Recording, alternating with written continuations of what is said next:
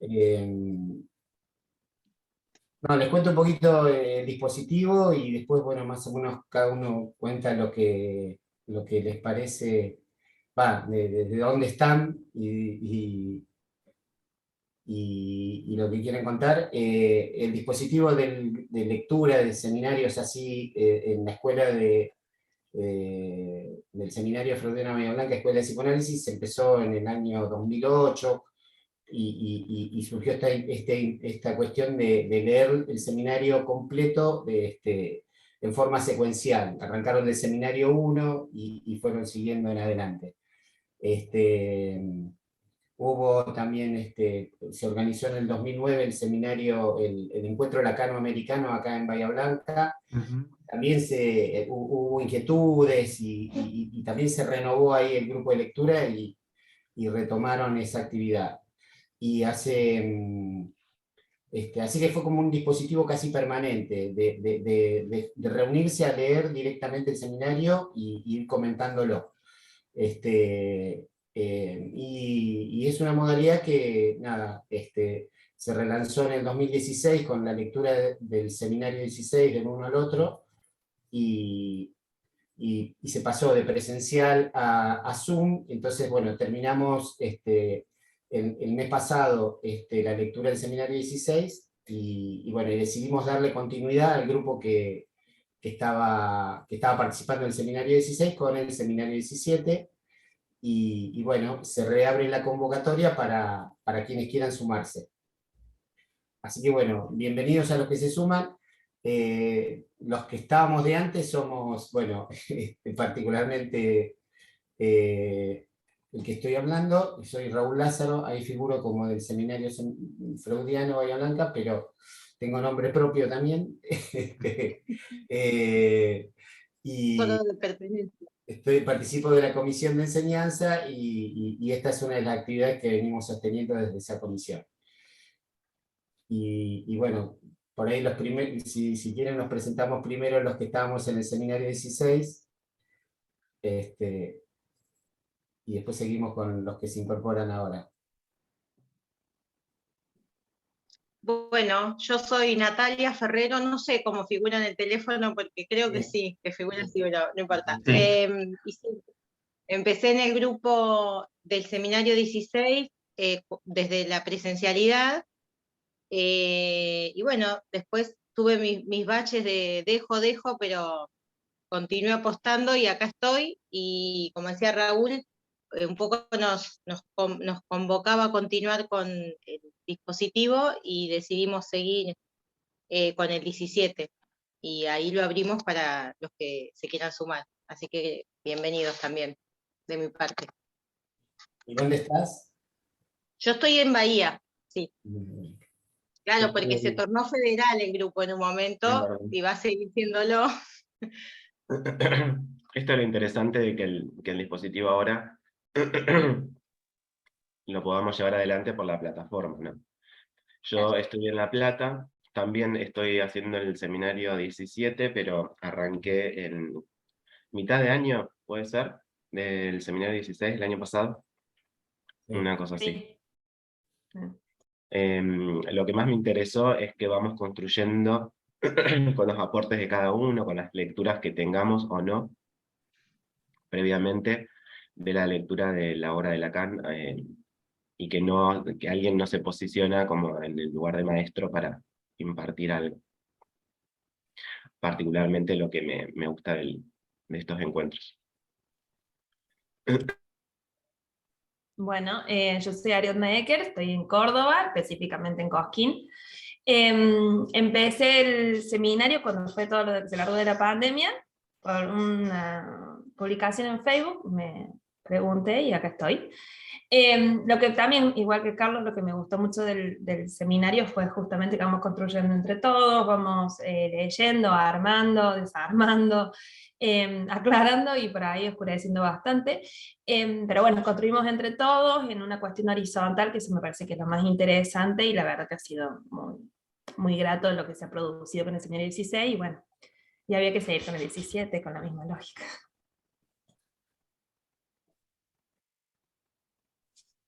Bueno, mi nombre es Natalia y Natalia García, y también estuve participando en los encuentros del seminario 16, y creo que desde los comienzos, cuando era por Zoom, por una colega que tiene lazo con Bahía Blanca y con los analistas de allí, de la escuela de Bahía, y ella de alguna manera me comentó que se iba a hacer este seminario y me invitó, que se llama Guillermina, y con quien también trabajo, y bueno, y acá estoy yo y ella no está, pero hubo como algo ahí que interesante. Así Desde que, Puerto Madryn estás. sí, de Puerto Madryn. Chubut. Queda Natalia. Ah, no, ya estamos todos, los de antes. Así que pueden pasar a los de ahora, a los nuevos. Bueno, yo soy Luciano Campetela, vengo participando, en realidad soy licenciado en letras, no soy psicoanalista, pero digamos, trabajo con teoría del discurso y la influencia de Lacan ha sido muy fuerte en la teoría del discurso francesa, así que me acerqué al seminario hace unos años a participar de distintas actividades y también a dar algunas actividades, y bueno, desde hace unos años el vínculo está creado y se sostiene, y bueno, y me interesaba particularmente esta actividad sobre el seminario 17, eh, justamente porque ahí es donde Lacan teoriza la teoría de los 4 discursos, por eso me interesaba ver qué conceptos de discurso aparecen en Lacan. Y bueno, está re bueno el dispositivo, como decían recién, de poder producir una lectura colectiva, en definitiva, ¿no? O sea, que la lectura no sea algo que produce alguien y lo transmite, sino que sea más bien un efecto de lectura, ¿no? Colectivo. Así que me parece que el dispositivo es muy, muy interesante para trabajar. Así que bueno, muy contento de estar participando.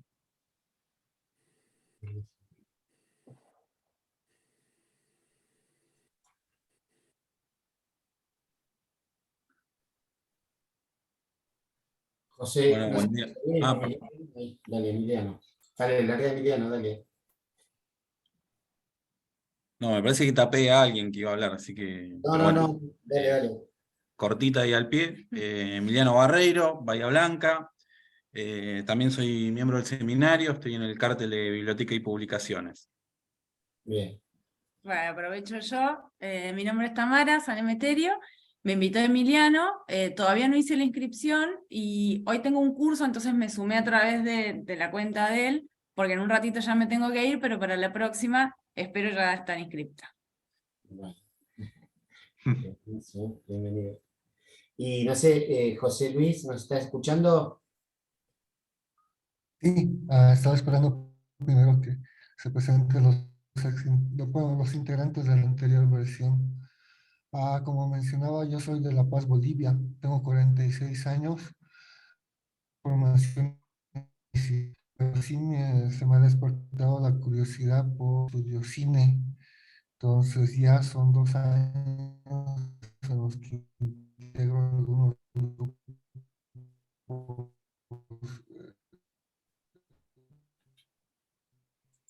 Se corta, que lástima.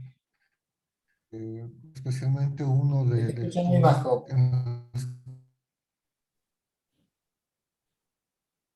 Que hay algunas teorías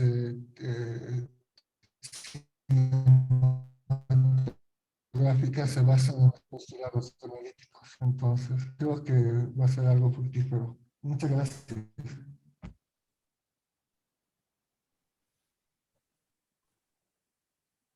Se entrecorta bastante, ¿no? José Luis, ¿vos nos escuchás bien? Ahora sí, ¿se escucha mejor? ¿Se cortó? Sí. Ahí se escucha mejor. Ya, no sé qué parte se cortó para no ser muy repetitivo, sería la tercera vez. Y yo entendí poco. Ya, ¿Qué quieras yo contarnos? me conecto desde La Paz, Bolivia, tengo 46 años, no tengo formación en psicoanálisis per se, pero se me ha despertado esta curiosidad a partir de mis estudios por el cine.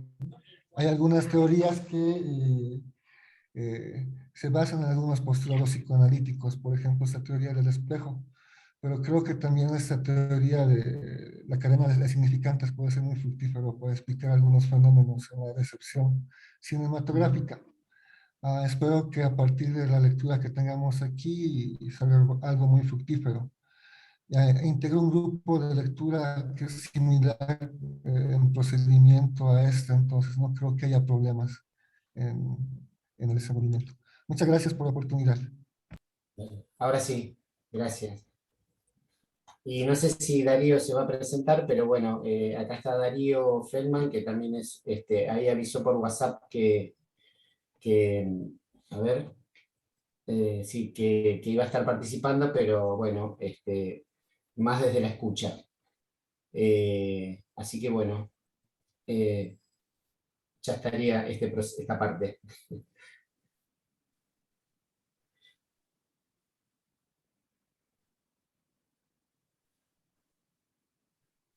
Bueno, ¿comenzamos a leerlo directamente? Vale. Bueno, ¿quién se anima? Es la edición de Paidós la que tenemos, ¿no? O sea, se lo aclaro a José, no sé si él tiene el texto, pero desde ahí arrancaríamos, la página 9. Perfecto, sí. Es la misma edición que... Está en PDF, yo lo bajé de la web. A ver, ¿puedo pasar el link? Sí. A ver si encuentro el link, lo paso. Dale. Sí, lo paso por chat. Bien. ¿Alguien tiene ganas de largar?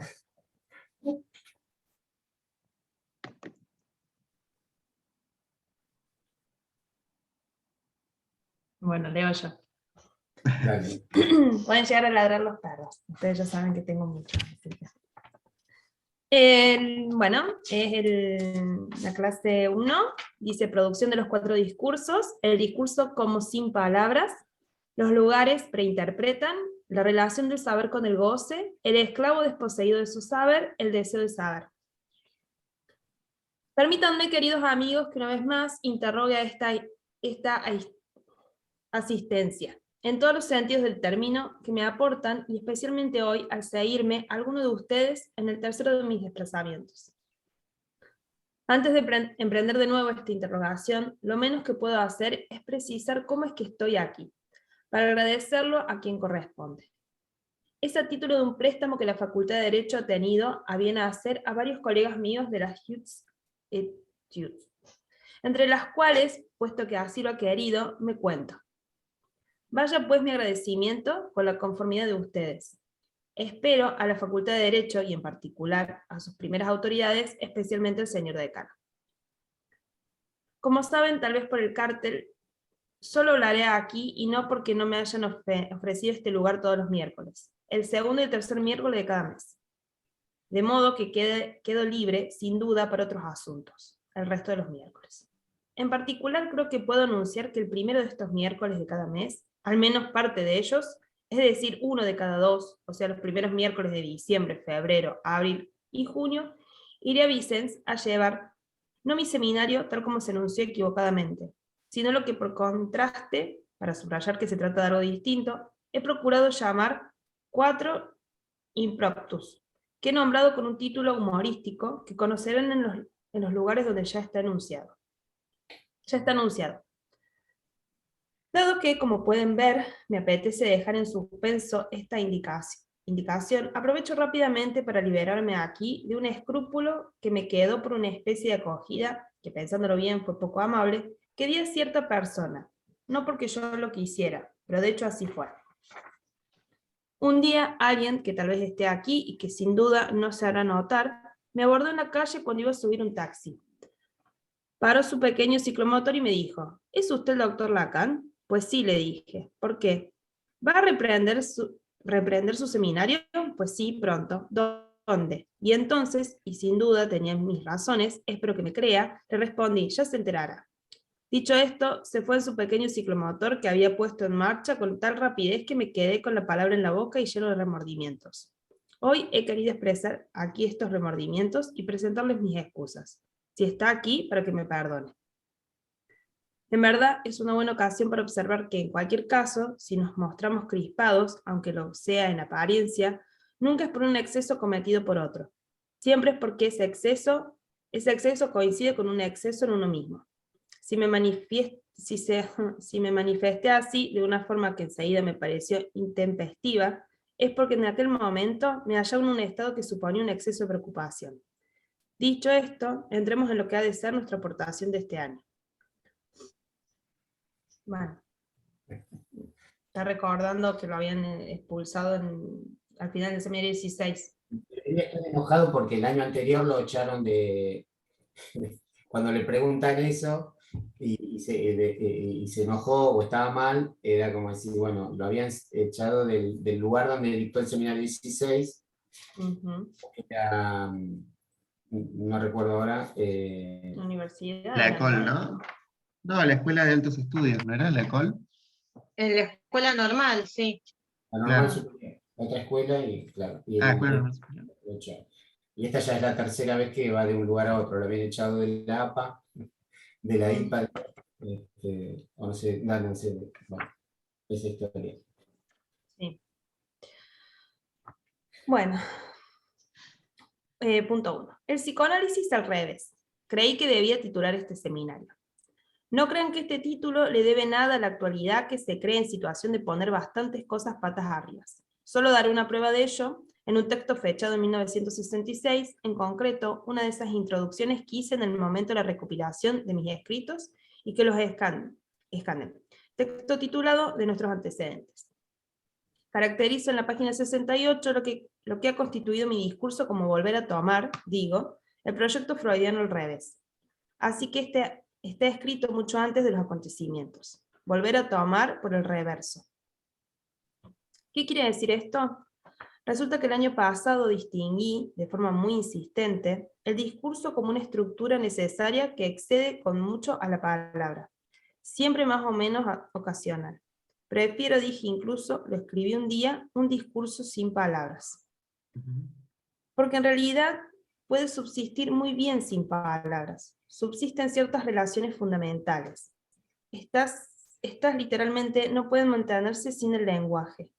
Mediante el instrumento del lenguaje se instaura cierto número de relaciones estables, en las que puede ciertamente inscribirse algo mucho más amplio, algo que va mucho más lejos que las enunciaciones efectivas. Estas no son necesarias para nuestra conducta. Eventualmente, nuestros actos se inscriban en el marco de ciertos enunciados primordiales.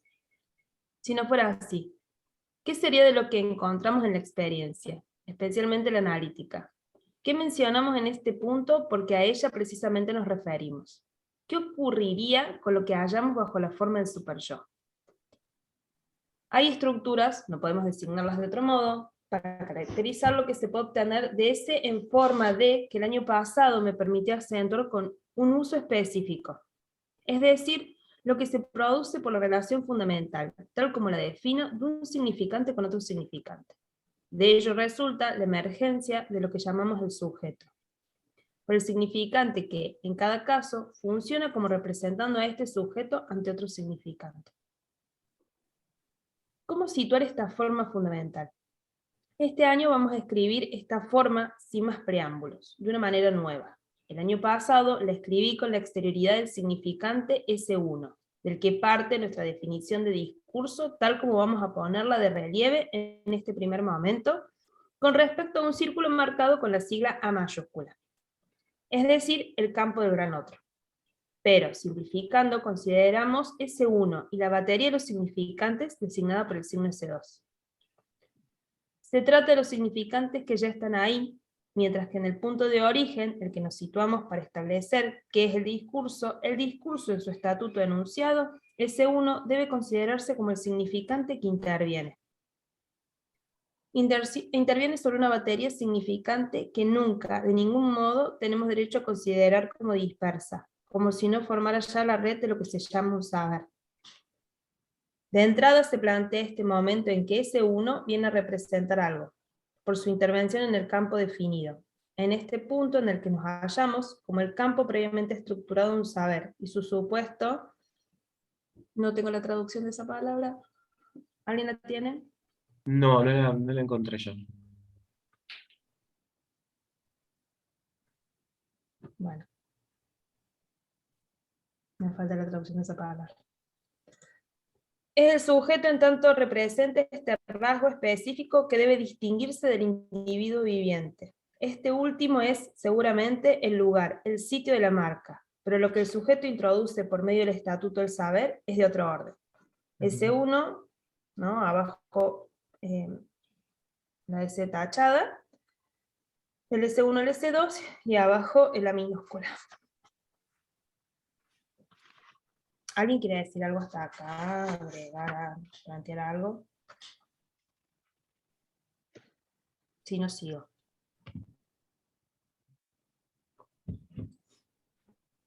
Sigo. Sin duda, aquí está, en torno a la palabra saber, el punto de ambigüedad que tomamos hoy para acentuar algo para lo que ya es sensibilizado sus oídos por distintas vías, caminos, en momentos luminosos con destellos de flash. Es preciso que se los recuerde a quienes ya han tomado nota de ello, de eso que tal vez esté todavía dando vueltas en su cabeza. El año pasado di en llamar saber al goce del gran otro. Cosa extraña. Es una fórmula que, a decir verdad, nadie había proferido antes. Ya no es nueva, puesto que el año pasado ya pude darle ante ustedes la suficiente verosimilitud, sostenerla sin levantar demasiado protestas. Este es un año de los puntos que anuncié para nuestra cita de este año. De entrada, completemos lo que primero tuvo 2 pisos, luego 3, démosle el cuarto. Tuvo 2 pies, luego 3, démosle el cuarto. He insistido en él desde hace bastante tiempo y especialmente el año pasado, ya que desde hace bastante tiempo el seminario pretendía eso. De el gran otro al otro. Lo titulé. Este otro, el pequeño, con este él que le da notoriedad, era lo que en este nivel, que es de álgebra de estructura significante, designamos como objeto A. En este nivel de estructura significante, todo lo que debemos saber es cómo opera. Así somos libres de ver qué ocurre si escribimos las cosas de tal forma que se dé a todo el sistema un cuarto de vuelta. Voy hablando de este cuarto de vuelta desde hace bastante tiempo, y en ocasiones distintas, especialmente desde que apareció aquello que escribí bajo el título de Kant con sabe, como para que se hayan podido pensar que tal vez algún día se vería que esto no se limita al esquema llamado Z, y que este cuarto de vuelta tiene razones distintas del puro accidente de representación imaginaria. Ahí le da como ahí lo gira y pone el S tachado arriba, que se dirige al S1, abajo se produce el S2, y abajo el S tachado en la minúscula. Perdón, yo quiero preguntar más que cuando dice lo de que el año pasado trabajó el saber como goce del gran otro, si, no sé, pueden comentar algo de eso, o, no sé, los que lo trabajaron o los que sepan. Qué sé yo. No sé, ¿alguien quiere decir algo de eso? Sí, hay que remitirse a leer partes del seminario 16, ahí cuando habla, yo iba a decir esto en la página anterior, que habla en forma de A, en forma de, que hace la distinción entre el A mayúscula y la O mayúscula. El A como lugar y el O, el gran otro, como el tesoro de los significantes o el saber articulado, como lo plantea acá. Pero eso me remitió cuando dice eso a ir a repasar un poco sobre partes del seminario 16.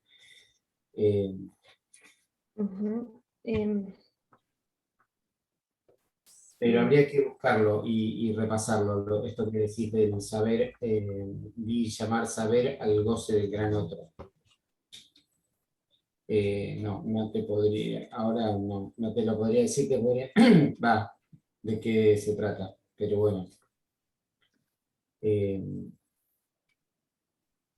Sí, yo tampoco no quiero como decir, ay, es esto, ¿no? Pero me parece que justamente lo que tiene el seminario 16, que lo trabaja él mucho, es la cuestión de la falta en el otro. Y me parece que el goce del otro lo plantea también como una pérdida de goce en realidad, como si se accediera al saber que apunta a la verdad, habría posibilidad de goce del otro, pero eso todo el tiempo lo va proponiendo en el seminario 16 como una imposibilidad, una pérdida, porque trabaja mucho con el significante de la falta en el otro, digamos. Y por eso también esto de la enforma de es una enforma, pero no es que el A es el tesoro de los significantes completo y absoluto. Por eso también en el seminario 16 trabaja el grafo del deseo, ¿no? Y va trabajando como esta cuestión que tiene que ver entre el goce, el jouissance, y la castración del otro lado. Y cómo cuando el otro emite el mensaje, que se dirige, el gran otro emite el mensaje que el sujeto tiene que captar, digamos, lo que aparece es el significante de la falta del otro, en ese goce, en ese, como ese oír, ese sentido que el gran otro dirige, lo que aparece es el significante de la falta en el otro. Lacan va jugando mucho con eso en el seminario 16, ¿no? Como decirlo simplificado, muy simplificado por todas las vueltas que le da, es como decir, cómo el tesoro de los significantes le falta un significante. También toma mucho el seminario, vuelve como a retomar mucho el seminario nuevo en el seminario 16, donde trabaja toda esta cuestión de lo que no se cuenta en la cuenta, digamos, por ese significante que falta, y entonces se emite la castración. Y me parece que el goce es algo que él dice, bueno, está perdido, no es que hay el goce del otro. Habría goce del otro si nos acercamos a ese punto de saber, que sería apostar a la verdad, pero eso está perdido, digamos, no hay posibilidad. Entonces va jugando un poco con eso. Me parece a mí. Pero bueno, sí lo va trabajando mucho. En el seminario 16 también aparece, no sé si se acuerdan, el gráfico que hace un círculo que le llama A, como tesoro de los significantes, al que le sustrae un 1, que lo nombra como S1, en esto que decías de incompleto. Sí. Y de esa forma, de alguna manera, va como tirando El las uno más. líneas. El uno más, ¿te El uno acordás que más. el 1, si el 1 accede al más, que sería el objeto A, entonces ahí podríamos hablar de la cuestión del uno del goce y demás, pero eso no se puede, es imposible. Intervención del significante opera haciendo pérdida de objeto A. Entonces, Claro. no quiere decir que el sujeto no apuesta a hacer eso, ¿no? Obtener eso, Neurótico. de gozar que es el goce que se cree que está en el resto, ¿no? Como... Sí. Bueno, gracias. Bueno, pero está bueno ponerlo ahí para darle una vuelta, ¿no? Sí.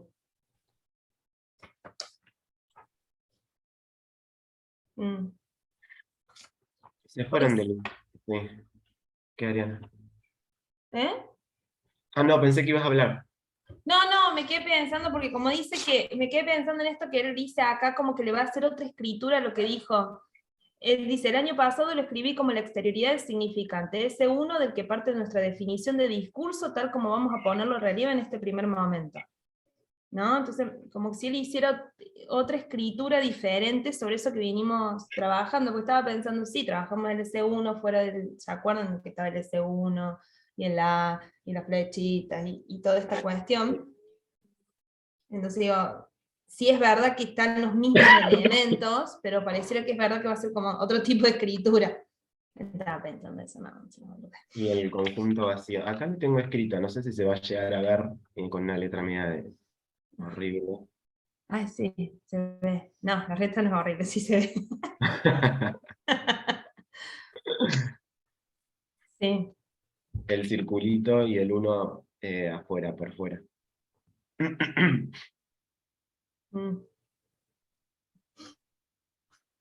Bueno, no sé, ¿quieren que siga o...? Sí, nos quedaría, no sé si alguien buscó lo del esquema Z, ¿es? Sí, Porque el de Can con Sade. El de Can con Sade. Sí, esto es lo que a veces hacemos, que es leer digamos, lo que vamos a trabajar en las clases, en el encuentro siguiente, lo leemos previamente, o sea que, bueno, esto es algo que normalmente hacemos, leer la semana anterior, bueno, cuando sea, en lo que se va a trabajar el sábado, entonces ahí ya traemos algunas cosas vistas, ¿no? Como forma de funcionamiento también. Ah, claro. Ujú. Esta pregunta de Carlos, si alguien le ubicó alguna cuestión ahí, lo comento así como de la modalidad del funcionamiento. Sí. El texto de Can con Sade es bastante complejo. Yo siempre lo que he podido como rescatar de eso es cómo él cambia, lo que aparece como bastante claro es la subversión que hace del objeto A, losange sujeto. Como que pone el objeto primero, digamos, que es la vuelta del fantasma, ¿no? Si el sujeto tiene una relación en el objeto, en el fantasma, habrá que ver cuál es esa relación. Con Can con Sade lo que hace es como, bueno, esta posición del objeto, porque es el de la perversión también, ¿no? El sadismo, de cómo el sujeto se haría objeto para tapar la falta en el otro, que es la posición del perverso, ¿no? Entregar el objeto. Que también por eso trabaja mucho, ¿se acuerdan que en el seminario 16 trabajaba mucho esto del goce del lado de la perversión, ¿no? Como esa cuestión de reducirse a objeto y entregarse al otro, a voluntad de goce. Es verdad. Sí. Entonces, En el seminario 10 aparece algo de los dos discursos, parece. En el angustia. en el seminario 10 trabaja mucho el tema de la perversión del sadismo y el masoquismo, en la relación justamente a esto de... Pero aparte Can con Sade creo que es no me acuerdo qué año es Can con Sade, pero está más o menos en el año de la angustia. Kant era algo, ¿cómo era? De la ética o de la moral. El bien hacer, el imperativo categórico kantiano. El Ahí está. imperativo que Lacan dice que eso también es una cuestión perversa. Entre Claro. hacer el bien por sobre todas las cosas. Claro. No importa Entregarse. lo que... Claro, no Entregarse importa lo al que vos otro, quieras. que es la misma posición del sujeto en Sade. Sí, no, interesante. Sí, no lo había pensado nunca, así que está bueno. Ujú.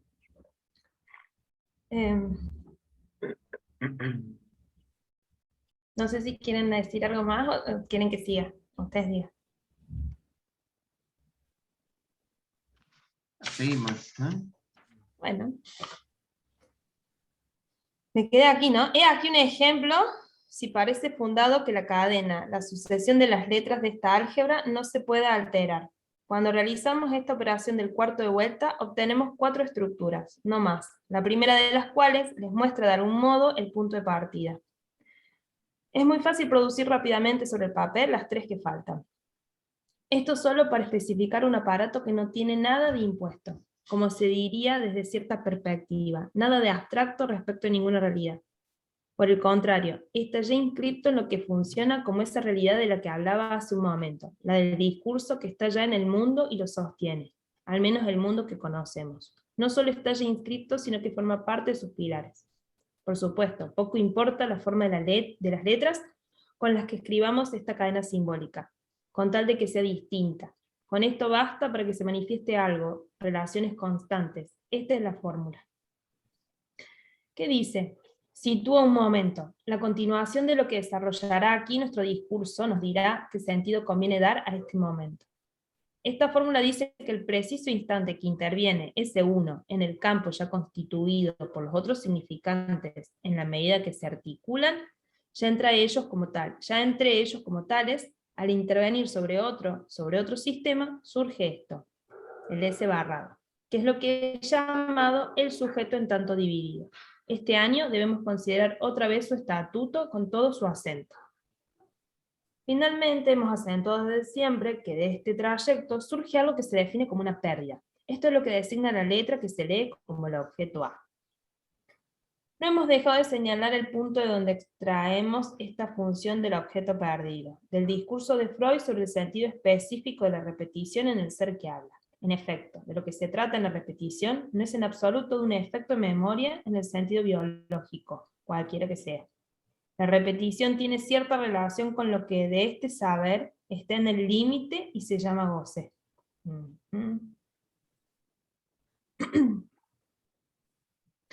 Por eso en la fórmula que dice que el saber es el goce del gran otro, de lo que se trata es de una articulación lógica.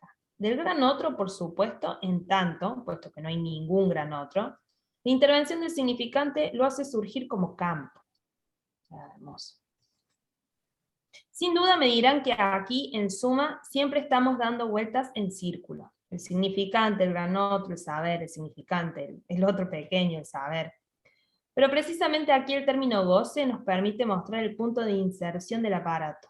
Obrando así, nos alejamos de lo que se refiere genuinamente al saber, del que puede reconocerse como saber, para remitirnos a sus límites, a su campo, con el que la palabra de Freud osa enfrentarse. ¿Algo quieren agregar? ¿Algo? Sí, por las dudas, pregunto. Acá en la parte donde dice, yo les cuento lo que venía leyendo la carta robada, y acá cuando dice a mitad de página que dice, esta fórmula dice que es preciso el preciso instante en que interviene ese subuno, que es el sujeto o el significante suelto, digamos. Para mí, ahí lo tomo como si fuera la carta, digamos, en la carta robada, que no se sabe el contenido y circula, que se supone en el campo ya constituido por los otros significantes, en la medida que se articulan ya entre ellos como tales. Al intervenir sobre otro sistema, surge esto del S barrado. Que es lo que hemos llamado el sujeto en tanto dividido. Ahí, digamos, yo hice la cuestión del S2, que sería el orden establecido, el rey, la reina, el ministro, toda la situación del cuento de Poe, de la carta robada, y que el significante circula como dentro de ese orden simbólico, ¿no?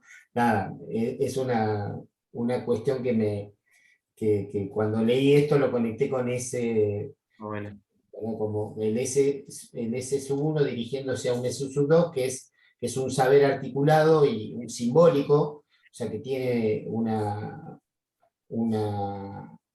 y entre medio de todo ese sistema va circulando la carta, ese significante, donde están todos en relación a ese significante vacío, digamos, o sea, sin significación. Digamos, no se sabe el contenido de la carta y la carta va circulando de la reina al ministro y todo se arma alrededor de ese orden que va estableciendo ese recorrido que el sujeto da en ese saber ya, o en ese orden simbólico ya instituido, digamos, como que nada, conecté con eso, les comento, bueno, no sé si importa.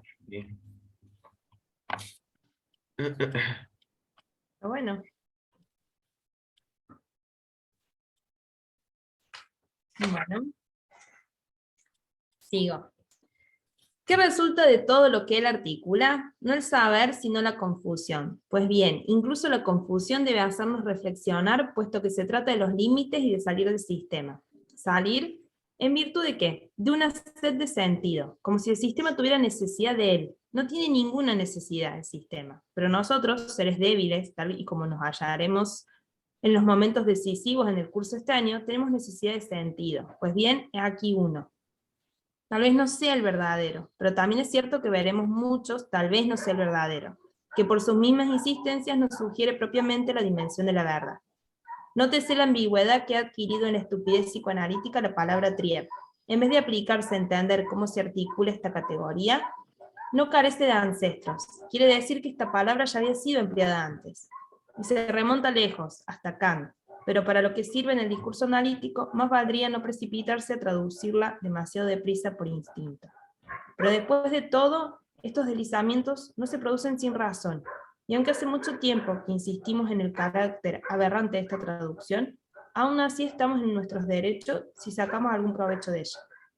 Por supuesto, no para consagrar sobre todo en lo que esto se refiere, la noción de instinto, sino para recordar lo que la hace habitable en el discurso de Freud, y simplemente para tratar de hacer habitar este discurso de otra forma. Popularmente la idea de instinto es la idea de un saber del que no somos capaces de decir qué significa, pero se supone, y no sin razón, que su resultado es que la vida subsiste. Por el contrario, si damos un sentido a lo que Freud enuncia del principio de placer como esencial para el funcionamiento de la vida, si consiste en el mantenimiento de la tensión más baja, ¿no supone esto ya decir lo que la continuación de su discurso demuestra que se le impone? O sea, la pulsión de muerte. Esta noción se le impone por el desarrollo de una experiencia. La experiencia analítica en tanto es estructura de discurso. Puesto que no debemos olvidar que la pulsión de muerte no se inventa observando el comportamiento de la gente. La pulsión de muerte la tenemos aquí, la tenemos cuando se produce algo entre ustedes y lo que yo digo. Ahí termina el punto 1. ¿Alguna cuestión que quieran decir, agregar, dudas?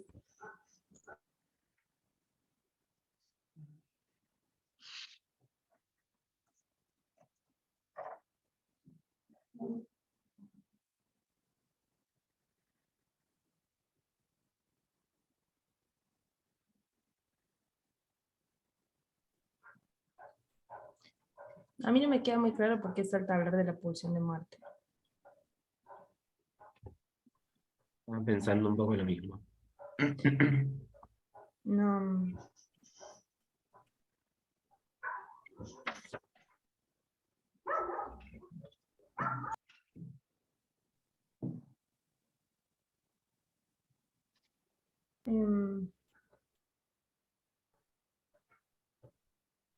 También para mí acá en la pulsión de muerte no es esa cuestión de volver al inanimado, ¿no? Yo creo que él lo trabaja con la cuestión del significante, como significante matar a cosas. La segunda muerte es la introducción del sujeto, pero no sé específicamente muy bien por qué lo trae a colación acá.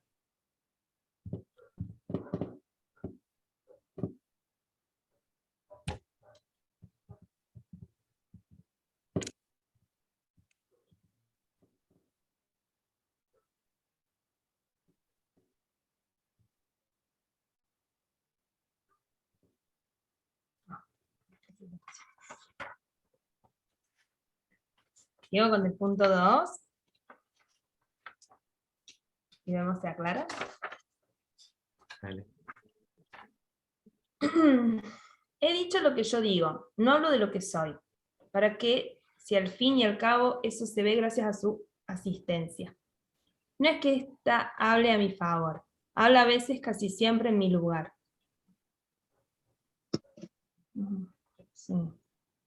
Sea como fuere, lo que justifica que diga algo aquí es lo que llamaré la esencia de esta manifestación que han supuesto sucesivamente las diversas asistencias que he atraído según el lugar donde hablaba. Me interesaba mucho introducir en algún momento esta observación, puesto que hoy que estoy en un lugar nuevo, me parecía el día adecuado. El lugar siempre tuvo su peso en el estilo de lo que he llamado esta manifestación, que no quiero desaprovechar la ocasión de decir que se relaciona con el sentido corriente del término interpretación. Lo que he dicho por medio de, para y ante la asistencia de ustedes, está ya en cada uno de estos tiempos definido como lugares geográficos, siempre interpretado. Esto habrá que ponerlo en los pequeños cuadrípodos giratorios que hoy empieza a usar, y volveré a ello más adelante. Pero para no dejarles completamente en blanco, les daré enseguida algunas indicaciones.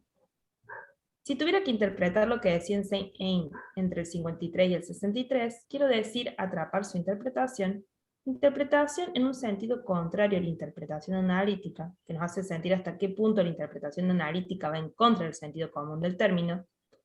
Diría que lo más sensible, la cuerda que más vibraba, era la guasa.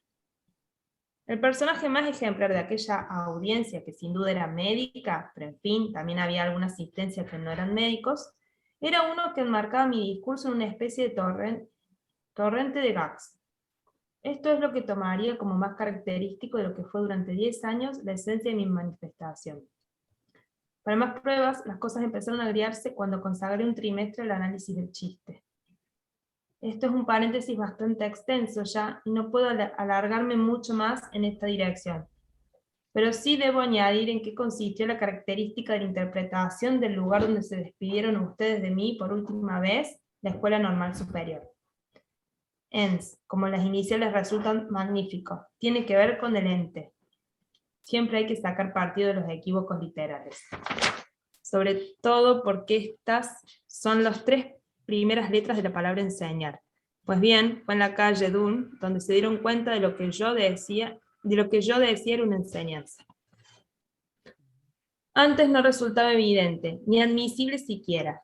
Los profesores, especialmente los médicos, estaban muy inquietos. El hecho de que no fuese algo médico hacía planear la duda sobre si merecía el título de enseñanza hasta el día en que se vio venir a algunos jovencitos, los de Cahiers pour l'Anis, bueno, que se habían formado en aquel... Si alguien sabe francés y lo pronuncia, dale que va. Ayer por la nariz. Perfecto, Claro. me encantó. Sería cuadernos para el análisis. Ay, buenísimo. Significa. Mm. Es lo que nos vamos a anotar. Nos vamos a ahorrar la traducción. Era que... Porque nosotros hacíamos como nuestra propia lectura en francés, digamos, ¿no? Mire, ya está instalado. Las pronunciaciones. Lo leemos como podemos. Entonces, que aparezca algo interesante al oído. Sí, por favor. Hablamos francés, alemán, leemos en un montón de idiomas ya. Imagínate. No entendemos castellano. Imagínate las otras. Pero bueno, hacemos el intento. Ponemos voluntad. Que se habían formado en aquel rincón donde, como dije mucho tiempo antes, precisamente en la época de los gags, por efecto de formación no se sabe nada, pero lo enseñan de maravilla. Que hayan interpretado así lo que yo decía, hoy hablo de una interpretación que no es la interpretación analítica, tiene su sentido. Naturalmente, no se sabe qué va a pasar aquí. No sé si vendrán estudiantes de Derecho, pero realmente esto sería capital para la interpretación. Probablemente será, de las 3, la época más importante, puesto que este año se trata de tomar el psicoanálisis del revés, y tal vez, precisamente, darle su estatuto en el sentido del término que suele llamarse jurídico. Esto en cada caso siempre ha tenido relación, y en el mayor grado con la estructura del discurso. Si no es así, si no es en el derecho donde se palpa, ¿de qué modo el discurso estructura el mundo real? ¿Dónde va a ser? Por eso no estamos menos en nuestro lugar aquí que en cualquier otra parte. De modo que no acepto estas gangas solo por razones de comodidad, pero de su periplos es el que les resultará a ustedes menos incómodo. A menos lo que yo estaban habituados a ir al otro lado. No estoy seguro de que sea muy cómodo para aparcar, pero en fin, para eso cuentan todavía con la calle Dunn.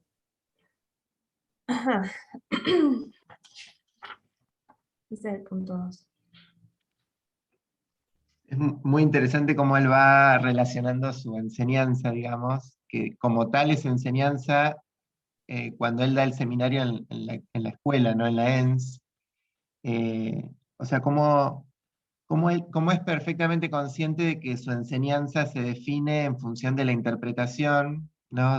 Y que esa interpretación está directamente relacionada con el lugar físico donde él brinda el seminario, digamos, ¿no? Y que cada desplazamiento físico de su enseñanza, digamos, implica también una reconfiguración interpretativa del psicoanálisis tal como él lo entiende y como lo transmite, digamos, ¿no? Eso me parece que está muy interesante. Está bueno. Y en el sentido de que ahora esté justamente en una facultad de Derecho, ¿no? Y que busque darle de alguna manera un estatuto jurídico al psicoanálisis, ¿no? O sea, ¿qué estatuto tiene el psicoanálisis, ¿no? Y en función de eso plantear esto de tomar el psicoanálisis por el revés, ¿no? De dar vuelta al psicoanálisis, ¿no? De alguna manera. que no es estrictamente volver a Freud, sino dar vuelta, digamos, a Freud, ¿no? Algo así, creo que es lo que entiendo. Así que bueno, me parece que está bueno. Sí, está muy bueno lo que decís. ¿Lacan se queda acá hasta el final de los seminarios, digamos? ¿En este lugar? ¿O vuelve a cambiar? Bien. Porque no sé. Porque con esto que decías de lo jurídico, me hiciste acordar del seminario 20 cuando él trabaja ahí toda la cuestión del goce en relación al usufructo. Hablando toda la cuestión del usufructo, entonces me hiciste el seminario 20. Ah, ah. No se te escucha, Raúl. Ahí estaría en la Facultad de Economía, capaz. ¿En el usufructo? Claro. No sé, porque lo trabaja mucho con la cuestión de, con esto bueno, de lo que no se puede, que uno puede hacer uso, pero no es dueño, lo trabaja muy a nivel legal, por eso me hizo acordar así, me vino un flash de esto y no sé si después vuelve. Pero está bueno lo que decís, Yo Luciana. había resaltado esta frase que está ahí a mitad de la página 16, que dice, no es en el derecho donde se palpa de qué modo el discurso estructura el mundo real, ¿dónde va a ser? Si no es, digamos, si no es, la leo de vuelta, si no es así, si no es en el derecho donde se palpa de qué modo el discurso estructura el mundo real, ¿dónde va a ser? Por eso no estamos menos en nuestro lugar aquí que en cualquier otra parte. O sea, como que el derecho es el que arma el orden, digamos, de algún modo el orden simbólico o el orden donde se manejan estos significantes que no significan nada, que somos los sujetos. Este, Pensando en esta cuestión de quién lo lee,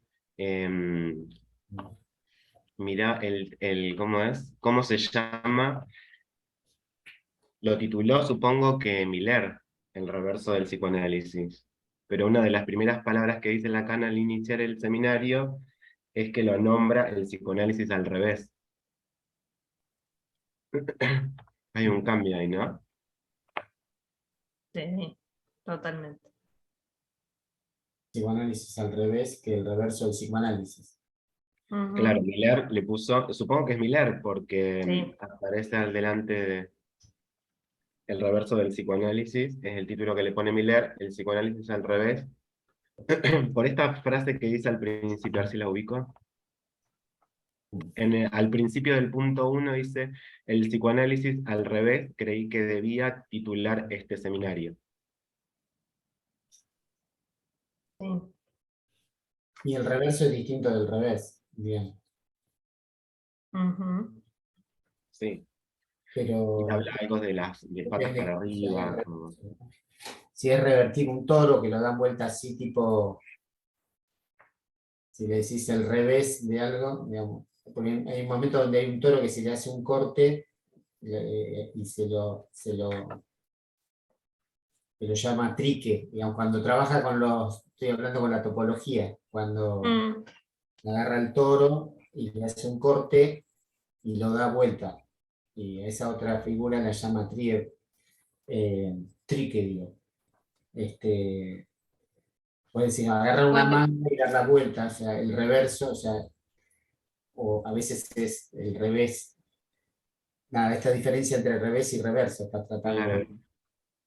Bueno, en ese párrafo que nombra Carlos, que dice que ya lo viene anunciando en otros escritos, y dice de volver a tomarlo por el reverso, que es esto que decís vos, Raúl, de como una manga al revés, darlo vuelta y leer y tomarlo desde el reverso,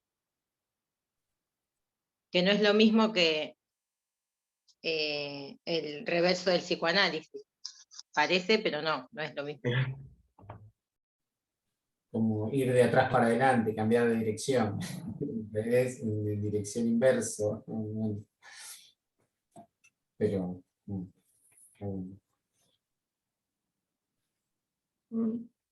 Sí.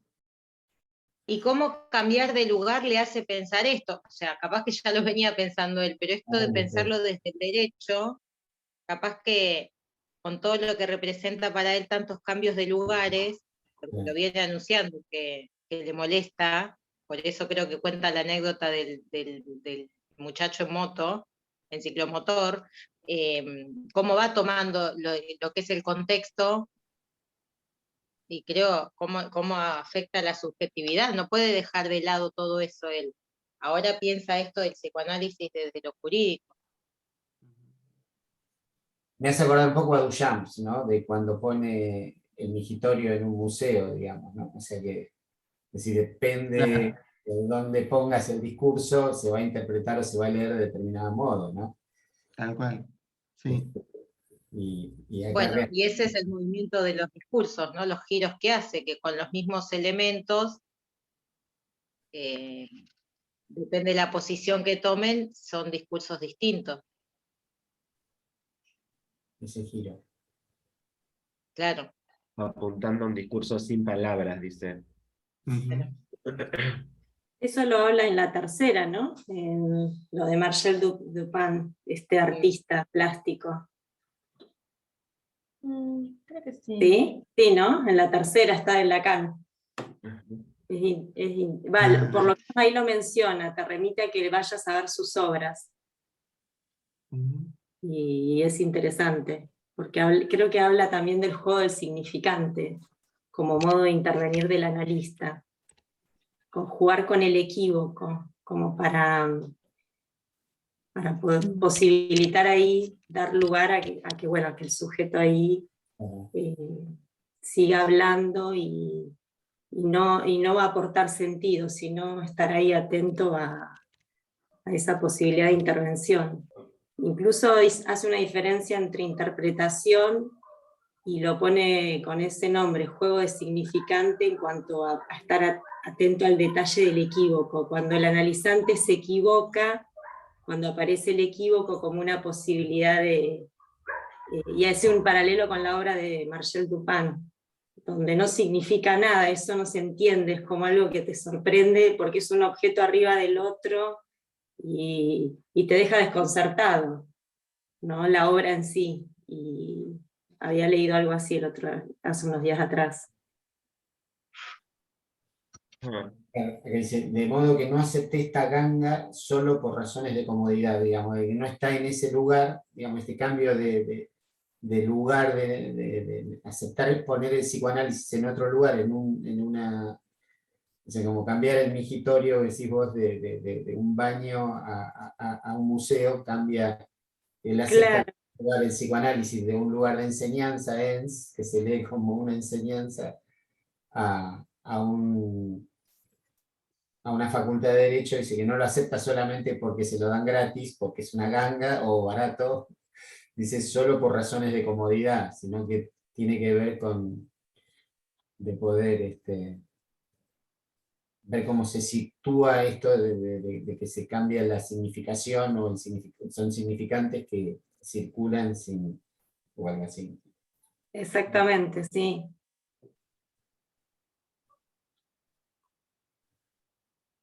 Lo que no sé lo de la calle del Lum, eso no sé a qué se referencia, pero no sé qué habrá en la calle del Lum. Dlum, no sé cómo se llama, Dlum. Pero bueno. ¿Ves dónde está la ENS? No sé qué es. La calle Dlum. Sí, es donde está la Escuela Normal Superior. La ENS. Por lo que leí acá.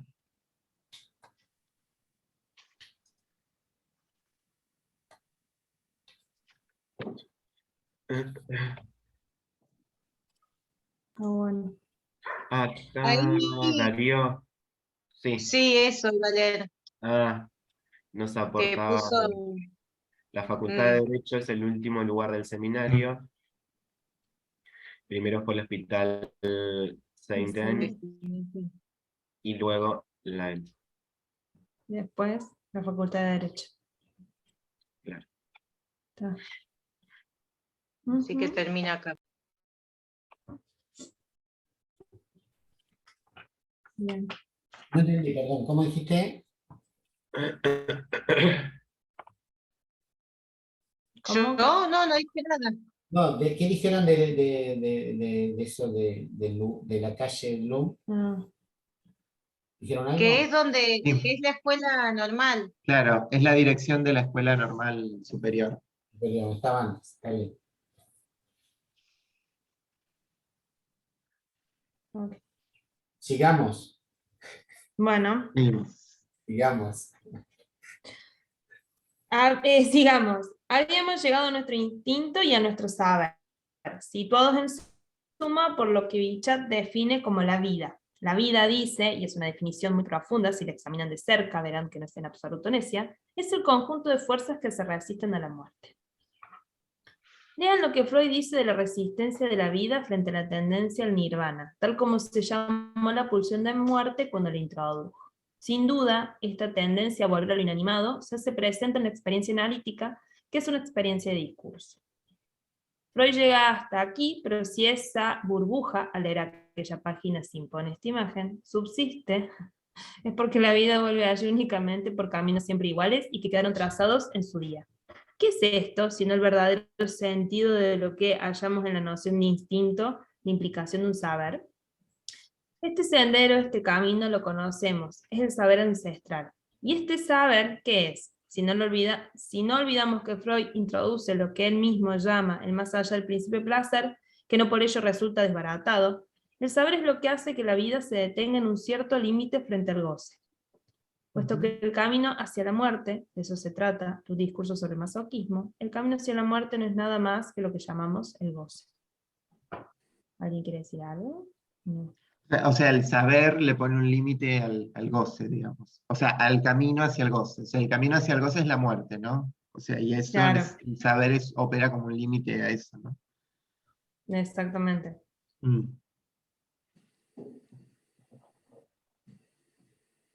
Hay una relación primaria del saber con el goce, y ahí se inserta lo que surge en el momento en que aparece el aparato que corresponde al significante.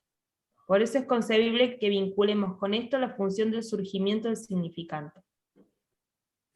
Ya basta, dirán, ¿tenemos que explicarlo todo? ¿Y por qué no el origen del lenguaje? Ya saben que para estructurar correctamente un saber hay que renunciar a la cuestión de los orígenes.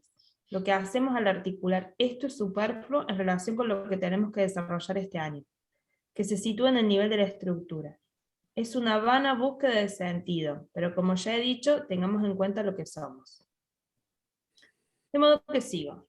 Es en esa juntura de un goce, y no cualquiera sin duda debe permanecer opaco, en la juntura de un goce privilegiado entre todos, no porque sea el goce sexual, puesto que lo que este goce designa por el hecho de estar en la juntura es la pérdida del goce sexual, la castración. Es en relación con la juntura con el goce sexual que surge en la fábula freudiana de la repetición el engendramiento de algo radical que da cuerpo a un esquema literalmente articulado. Una vez surgido ese uno, primer tiempo, se repite ante ese dos. De esta puesta en relación surge el sujeto, representado por algo, por cierta pérdida. Ha valido la pena hacer este esfuerzo hacia el sentido para comprender su ambigüedad. No en vano el año pasado llamé plus de goce a este objeto, del que por otra parte dije que en el análisis toda la dialéctica de la frustración se organiza a su alrededor. Esto significa que la pérdida del objeto es también la ansia, el agujero que se abre a algo que no se sabe si es la representación de la falta de goce, que se sitúa por el proceso del saber, en tanto este adquiere un acento muy distinto, porque desde entonces el saber es cándido por el significante. ¿Es acaso el mismo incluso? La relación con el goce se acentúa de pronto por esa función todavía virtual que se llama el deseo. Por esta misma razón llamo plus de goce a lo que surge aquí, no lo articulo como un forzamiento de una transgresión. Por favor, que dejen ya de farfullar con todo esto. Lo que el análisis muestra, si muestra algo, apelo a quienes tienen aquí un espíritu distinto del que no puede decirse, como dice Barrés, del cadáver que farfulla. Es precisamente esto, que no se transgrede nada. Escabullirse no es transgredir. Pero una puerta entreabierta no es lo mismo que franquearla. Ya tendremos ocasión de volver a lo que estoy introduciendo ahora. Aquí no se trata de transgresión, sino más bien de irrupción, una caída en el campo de algo que es del orden del goce, un sobrante. Pues bien, incluso eso, tal vez es eso lo que hay que pagar. Por eso el año pasado les dije que en Marx se reconoce que este A minúscula de aquí funciona en el nivel que se articula en el discurso analítico en el otro como plus de goce. Esto es lo que Marx descubre como lo que es realmente la plusvalía. Por supuesto no fue Marx quien inventó la plusvalía, solo que antes nadie sabía qué lugar tenía. Era el mismo lugar ambiguo del que hablaba hace un momento, el trabajo de más, el plus de trabajo. ¿Qué se paga con eso? Se pregunta él, sino precisamente goce, que es preciso que vaya a algún lugar. Lo inquietante es que si se paga, si se tiene, y desde el momento en que se tiene, es muy urgente derrocharlo. Si no se derrocha, se pagan las consecuencias. Por el momento lo dejamos en suspenso.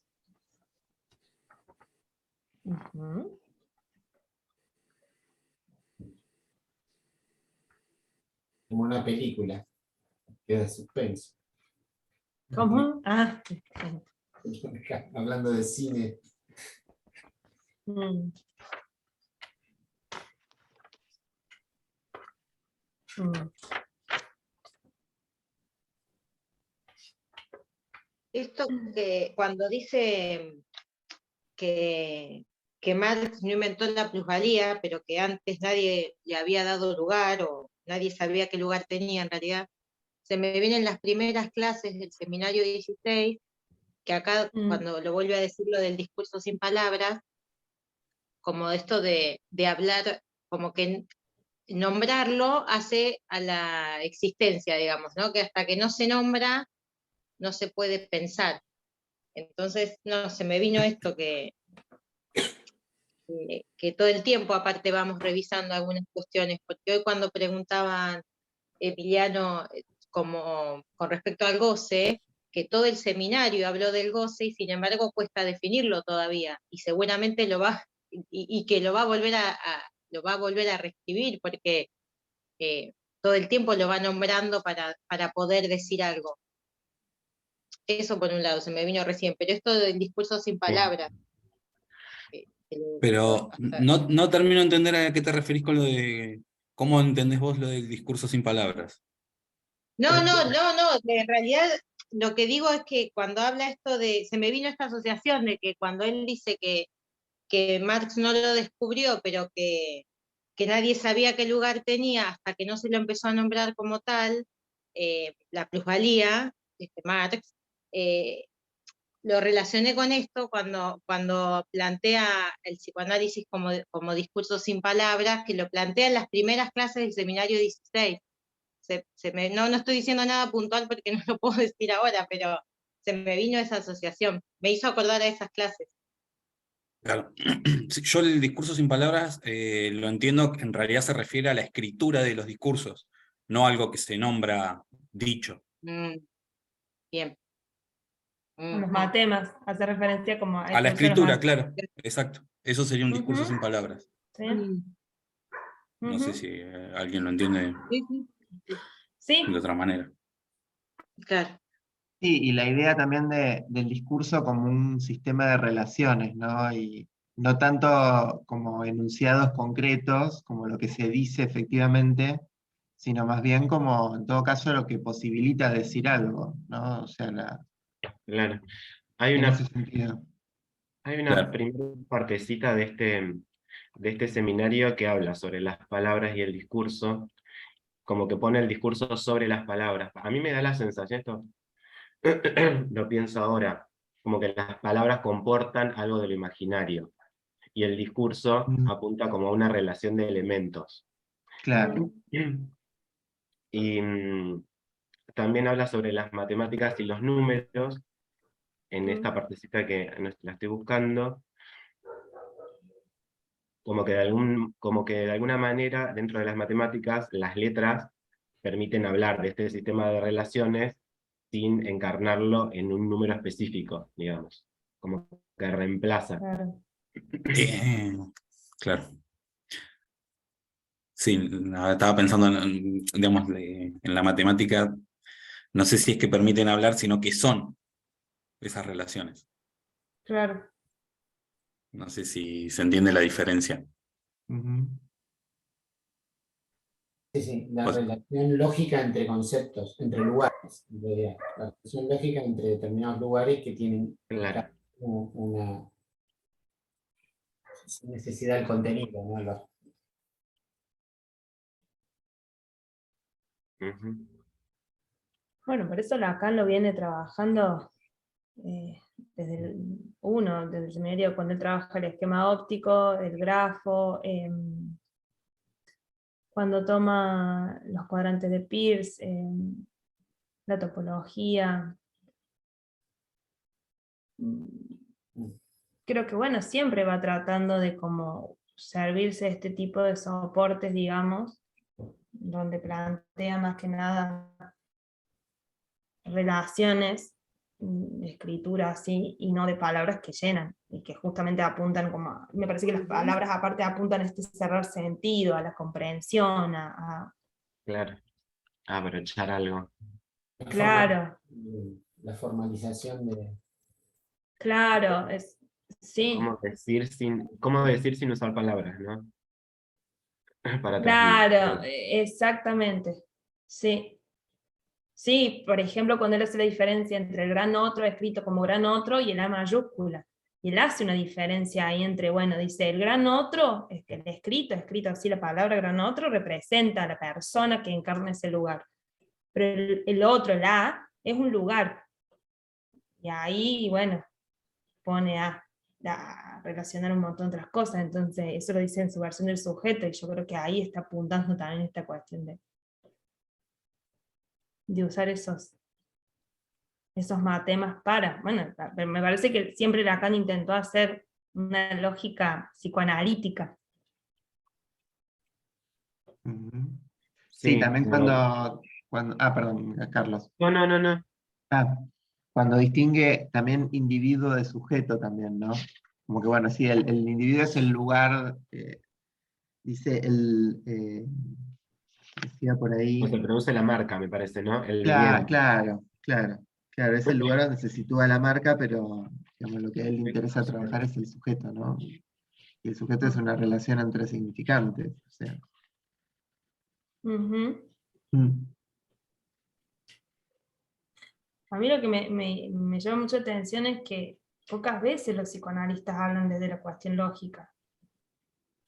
Hay poco trabajo de los psicoanalistas, por lo menos, no sé, acá en Córdoba, no sé, no en otros lados, pero hay poca trabajo desde esto, ¿no? Con la lógica matemática, con la cuestión de los matemas, la formalización, el discurso sin palabras. Hay más cuestión poética, me parece. Acá en Córdoba, insisto, no sé en el resto. Hay más cuestión que Poética, digamos. Más ah, de, de recitar algo.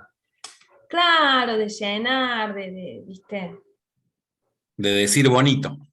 Eso, sí, exactamente. De decir bonito y que todo tenga como un cierre y una cosa, ¿no? Sí.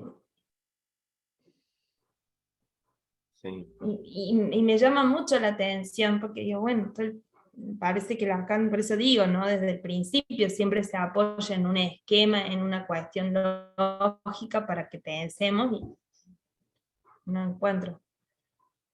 Por ejemplo, de psicoanalistas que trabajan en topología son muy pocos, digamos.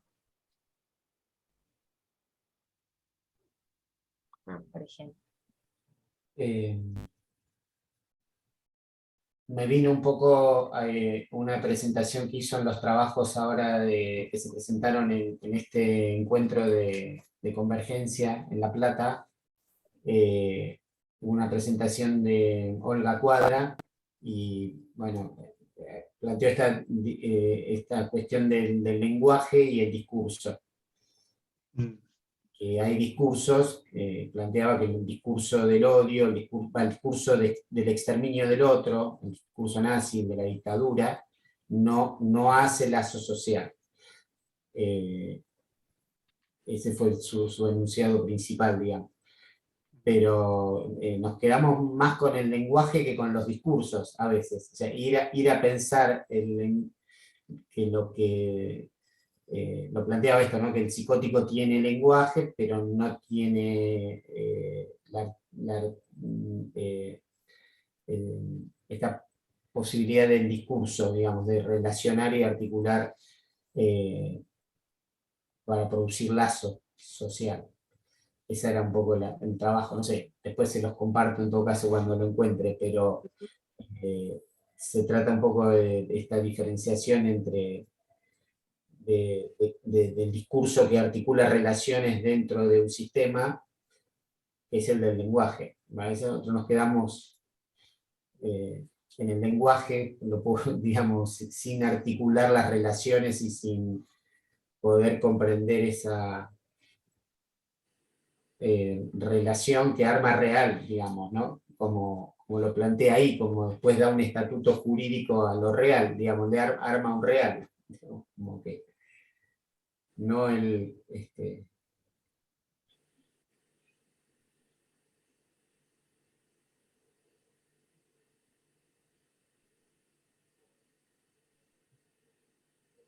qué sé yo. Eso se me ocurrió decirles. Entonces eso tendrá que ver.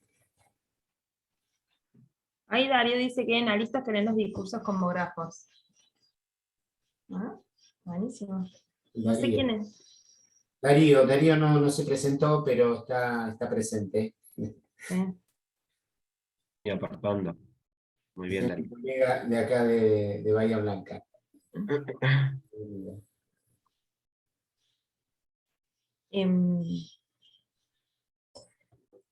Yo te pregunto, son las 10:30.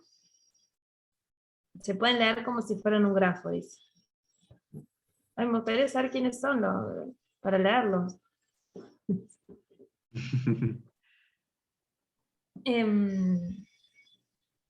Son las 10:30, no sé si tenemos, Raúl, que cortar. Sí, tenemos que cortar. No, 1 hora y media. he llegado a un corte porque yo estaba mirando para seguir y ya se hace más largo, digamos. Claro, porque queda el punto 4 y después hay un complemento, entonces, bueno. No sé lo que les parezcan, si tienen ganas seguimos un ratito más o... Como ustedes digan. Yo no tengo nada. Voy a estar acá, chicos. Poquito, son 2 hojas, no sé, como les parezca. ¿Cómo, Carlos?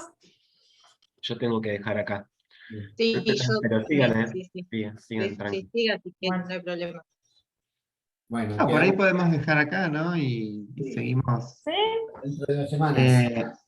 Claro, y por ahí podemos tener leída hasta el final, digamos, de la primera clase, lo que nos quedó para leer, o sea, tenerlo leído para el próximo encuentro, ¿no?